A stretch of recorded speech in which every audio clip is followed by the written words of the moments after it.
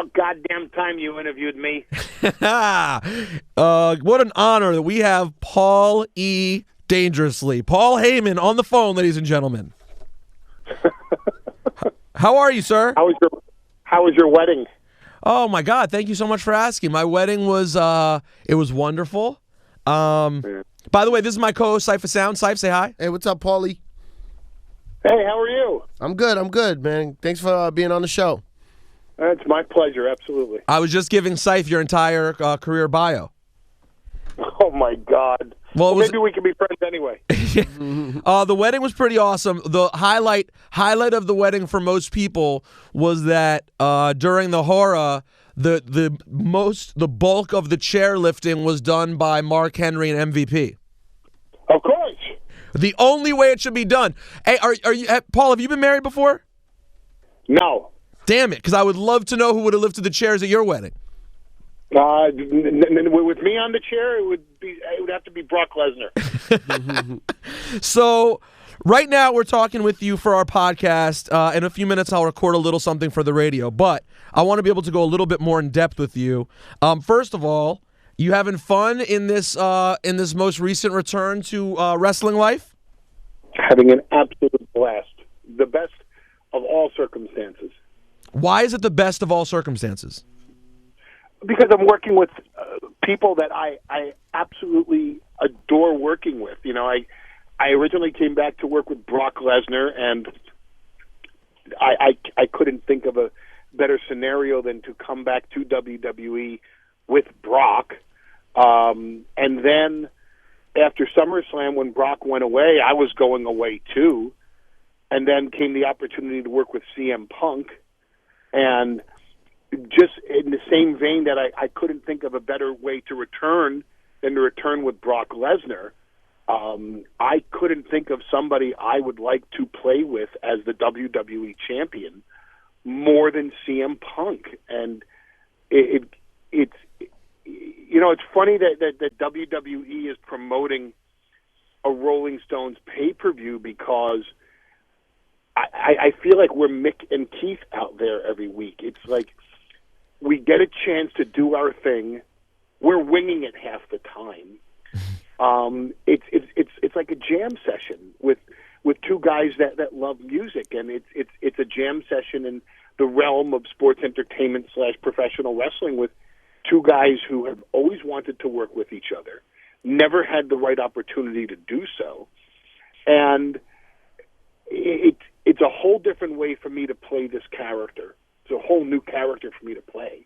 What makes the character really different? I mean, you've always been a jerk off, and a lot of times an untrustworthy heel in that sense. But what is different in this incarnation of Paul Heyman? Because I've never been really the silent guy. I've never been. I've always been the one that does the talking for the monster, or the guy that advocates the position for his client to the extent that I'm doing a majority of the talking. And on this one, I shouldn't do a majority of the talking. I should just be the guy that stands behind him holding the title up in the air. And it's a totally different way to play it because I'm the guy that he gets to bounce off instead of being the guy that literally carries the message for him. With Brock, I did all the talking, and I advocated the position, and then he backed it up in the ring. With Punk, it would not make any sense for me to do the talking. I should do very little talking. Ladies and gentlemen, my name is Paul Heyman, and I'm here to represent the WWE Champion, CM Punk, and boom, that's all I should really ever say. So it's a Meyer Lansky type of position, more so than the guy that is up front and completely delivering the message for, by way of example, Brock Lesnar. Yeah, and that's what the nerdosphere was worried about, I think, when you came on, is everyone goes, oh man, well, why would they put such a great talker with a great talker? Yet the role of you getting to be more silent and kind of the faces you make and the way you hold up the title, you're able to do all these other things that still enhances Punk's character, which now you realize is so important because honestly, Punk's done an amazing job, but he was still a bit of a tweener before you came along, and you did help make him a full-blown heel. Well, yeah, because he's now he's associated with a total scumbag, and that's the whole premise behind it. It's guilty by association, and again, it gives me a chance to be challenged because I've never really played this role. The closest I ever came to this role was 20 years ago with Rick Rude. You know, when I'd stand behind him and he'd do, you know, what I'd like to have right now, and he would do his routine. But when we did interviews together, I did at least half the talking for Rude because I was the CEO of the Dangerous Alliance, and I had so many other people like Steve Austin and Arn Anderson, et cetera, to talk about. So I've never really had a chance to do this level of performance because I've always been the guy that did all the talking, or at least half of the talking. And in this one, I don't want to talk. I mean, I'll be happy to introduce myself and then pass the mic over, but he's on such a tear. I'm even nervous when I have 15, 20 seconds to say something because I feel I'm taking away from him. I have to ask you, the one moment that I thought was riveting and awkward simultaneously was the awesome Raw encounter you had with Triple H and Stephanie. Oh, yeah. Thanks, Saif. Saif has no idea what we're talking about. So, as I was just explaining to Saif, from my perspective, anyone who's followed along deeply knows that the relationship between the McMahons and Paul Heyman has been historically complex. How did you feel any bit of that night being a little bit one of those times when sports entertainment and reality, the lines blur a little bit? I think one of the luxuries that I have been afforded since I have come back is that the line has been blurred since day one with me. When I came on TV the first night, I made the statement, that Brock Lesnar is the only man in history to hold the NCAA Division I Heavyweight Championship, the WWE Heavyweight Championship, and the UFC Heavyweight Championship. No one had brought that up on television. I brought it up. The second week I'm on TV, I have a confrontation with Triple H, and I make the statement, I don't understand how you bring a fighter into a sports entertainment company and then complain when he wants to fight. One of the things that really worked for me is that although it's within the realm of the storyline, there's nothing I'm saying that I don't truly believe in. I believe in everything I'm saying. I really do. It's not hard for me to advocate for Brock Lesnar. I'm a huge fan of his. When I stand in front of an audience, be it live or on television, and I say, ladies and gentlemen, CM Punk is the best in the world, I mean it. I don't have to play a character to say that. The way I deliver the message is as an asshole because that's my character. My character is designed to elicit the response from a crowd of boos, and we want to see this guy get his ass kicked. But there's nothing I'm saying that I have to be scripted to say.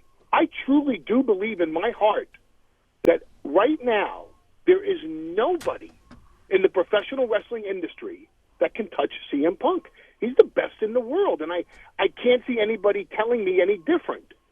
So when I had the confrontation with Stephanie McMahon, and I know that there's a lot of people out there saying, oh, everything Stephanie said she meant and it was real. I hope so.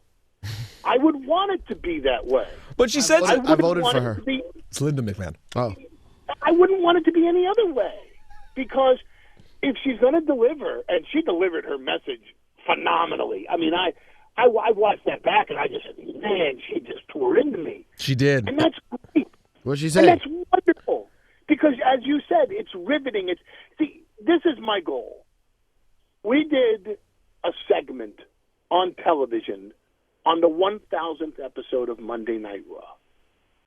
And I can't imagine that you'll ever have a career retrospective of Stephanie McMahon and not include that clip.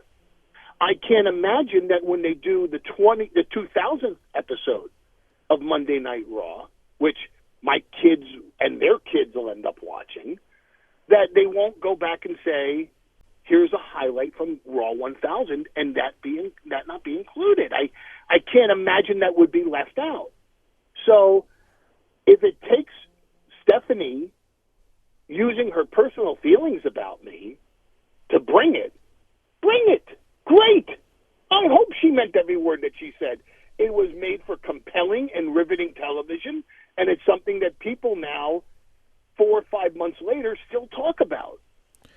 Do you start, since your relationship with the WWE has for the last several years at least, has been sort of on again, off again, and when you're not involved, you're happy, you're doing your own thing, you're working with Brock, you're doing this, that, and the next, you have Heyman Hustle, but at this point, do you get into a position where you start thinking, man, I'd really like to be around for big moments, for WrestleMania 30. I'd like to have a big role in that. I know I could contribute. Or do you just keep moving month to month as they see fit and don't think about the future? It's kind of a little of both. I knew Brock's plan when I agreed to come in with, and do this deal with Brock. I was very satisfied with that. I was very satisfied. If I just done this run with Brock, I would have been extremely satisfied. Now comes the new element of working with CM Punk and finding our magic together. And I certainly have goals, as does Punk, regarding where we could take that character and our characters together. If that leads to WrestleMania 30, that'd be great. Right now, our focus is where do we take his character for WrestleMania 29? Right, of course. And getting him in the right position in the spotlighted match that he envisions for WrestleMania 29 is the goal. And along the way, to create those moments that I think Punk has certainly delivered on. The confrontation with Mick Foley, tremendous. Mm-hmm. The confrontation with JR, tremendous. Really good. The confrontation with Vince McMahon, tremendous. With Bret Hart, tremendous. The stuff he's done with Cena, tremendous. Even that viral video that we just released through my agency with Steve Austin, which I wasn't a part of, but I produced. Oh, you produced that? Yeah. Oh, awesome, dude. I was so jealous of JR. I wanted to be sitting in that chair so bad. That was such a great promo piece.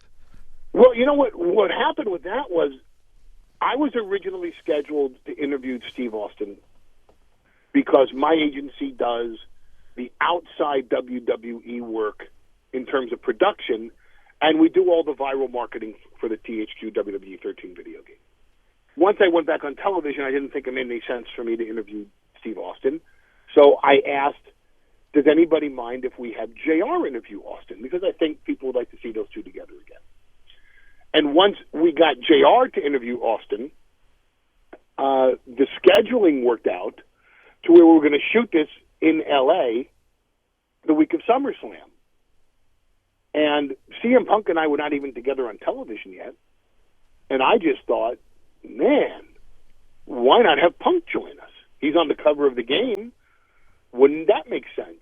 And we just kind of pushed it through, and at the last minute called Austin, literally the night before, and said, hey, Steve, do you mind if the WWE champion CM Punk sits in and you guys talk about Attitude Era versus Modern Era?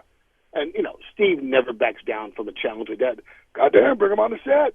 I'd love to see CM Punk. And that was it, you know. And then, of course, Punk was game because he had a chance to play with Stone Cold Steve Austin. And literally we just let the cameras roll, and it was just magic, you know. And that's what we look for. And that's kind of what has been the theme with CM Punk is that, hey, you're gonna go out there and you're gonna have a confrontation with Bret Hart or Mick Foley or JR or Vince McMahon, and Punk just runs with the ball. I mean, he's just on top of his game right now. You know, he is the best in the world, and he is the best at what he's doing. So it's just been a blast. It's a total blast. Well, it's been the highlight of WWE television now for the last for as long as you guys have been doing it, the last month, 6 weeks, whatever it's been. Now listen, I want to have us down the road do an interview in person, so I don't want to blow the load on asking all the historical stuff and things like that. So for right now, what we should do is just do a quick little thing for radio real quick so we can get these asses in the seats come Monday night. And then I hope sometime soon I can get you in studio and we can sit down and have a good Wrestling with Rosenberg, like real in-depth ECW, all that conversation.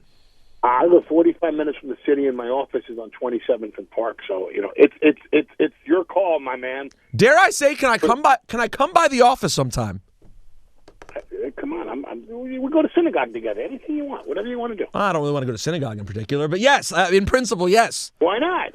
Why not? When was the last time you were in synagogue? When was the last time you were in synagogue, Paulie? Long time. I didn't even go to holidays this year. I go to synagogue every Yom Kippur. You know why? So because you're a bad man who must repent? No, there's a lot of business cards to hand out on Yom Kippur. Oh my God, the biggest sin you could ever commit: trying to make money on our holiest of days. Of course. Don't you watch TV? I'm an asshole. All right, ladies and gentlemen, I have the one and only Paul Heyman on the phone. Paul. Oh, Heyman. Yes. Oh, I thought it was Hyman. Safe. Sorry, I didn't know. Everyday racism. WWE this Monday night at the Izod Center in Jersey. Paul Heyman, if you were to give one pitch as to why someone needs to have their ass in the seat at the Izod Center to check out Raw, pitch them right now. I don't want to pitch them. If they don't know already that CM Punk, the reigning, defending WWE champion, the best wrestler on the face of the planet today, is going to be at the Izod Center this Monday to once again put John Cena in his place. Whoa. To once again put Vince McMahon in his place. Excuse me. To once again put me. Rey Mysterio or Sheamus or anybody else besides Pete Rosenberg in his place. Thank you. Then why would I want to come on this show and hype up an event that someone would not be intelligent enough to want to go see anyway? They may as well go see a Nicki Minaj concert. I love this guy. He does his homework. And you will have the opportunity to boo Paul Heyman, hold up horrible signs, say horrible things to him. He is a true scumbag, and we love you for it, my friend. Thank you. I appreciate the compliment very much. I love how you just Puff Daddy the situation. Because you said you're not going to promote it as you were promoting it. Genius. Hey, man, I pour the pimp juice down the throats just as well as anybody else.